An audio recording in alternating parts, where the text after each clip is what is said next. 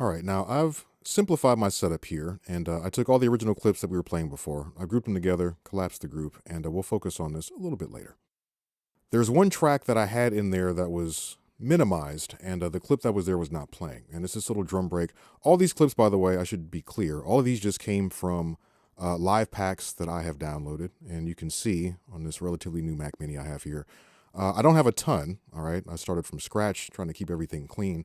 So these are all samples that are accessible to anyone who has Ableton Live Suite and just wants to download some of these live packs. All I did, I just went into my samples category and just searched for some loops. All right, so that's what I'm starting with here. One of the loops that I found happens to be this little drum break here. And the drum break, the timing was loose, which was nice, but I want this to be really on beat because I have a few ideas that I want to take advantage of using follow action. Now, this currently has no follow action set up. I've soloed this track. I've disabled the follow action for the scenes. I'm going to play this loop and let's just check it out so you know what we're starting with.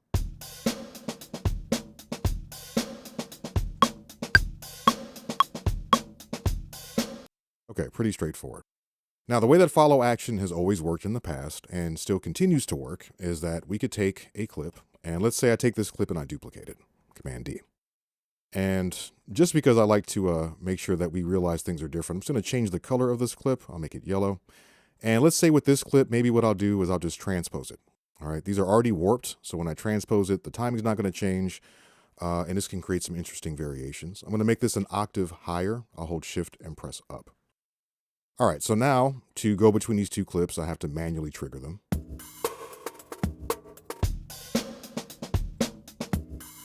Okay, but what if I want to make it so that this clip plays twice, and then this clip plays twice, and they just keep going back and forth? That's a scenario where we can use follow action. Now, if we look down at the bottom of the screen, I'm currently looking at the clip view, which is why I see the contents of the clip, and over here we have clip parameters. This has been changed around a bit since Live 10. If you want to be able to access the follow action area of the clip parameters, over here by the clip name, there's a little triangle, and if you click on this, this extends, and we see that there's follow action right here. By default, this is disabled, so I got to enable follow action on the clips. So I'll do it on the first clip here first, but just to be clear, you can select multiple clips and do follow action. This is really handy if you need to enable this for groups of clips where you want them to all play in order, and we'll look at that a little bit later, but I'll just do this one at a time. So for the top clip, we'll enable follow action. By default, what it's going to do, it's going to play for the length of the clip. All right, we see here it says linked, so that means that the follow action is linked to the length of this clip. This is a 1-bar drum loop, and if I don't change the settings now, it's going to play for that 1 bar, all right, because it's going to play one time. The length of the clip will play one time, and then it's going to do this action, all right? You see underneath these two chooser boxes, there's actually two actions you can choose, and then we have a little slider here, which determines how often it will do either one of the two actions. I don't really want it to go between two different things, but if you want to do some randomization, add a lot of variety, it's really cool to have it. Maybe go next or go to any other clip, right? We don't have enough content here yet, so we'll just keep it simple. It's going to play for the length of the clip, and then it's going to go to the next clip in the scene. All right, on its own, this won't be very helpful because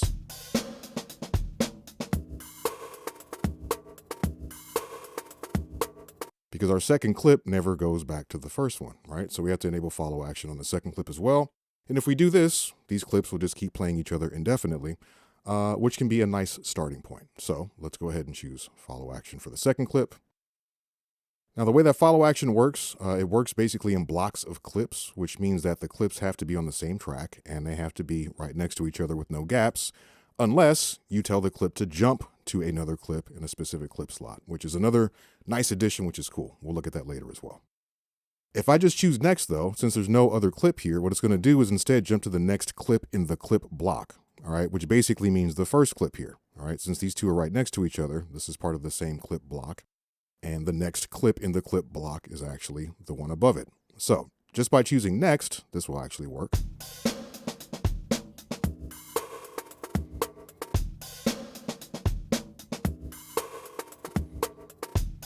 Okay, simple enough.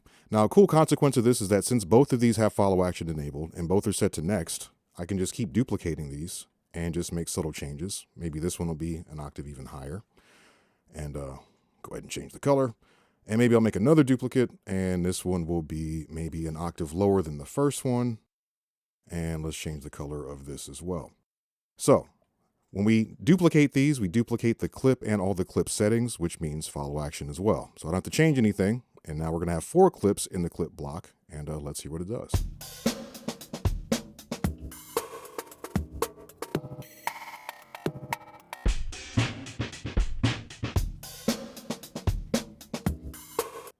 Okay, so this is one very easy way to implement follow action.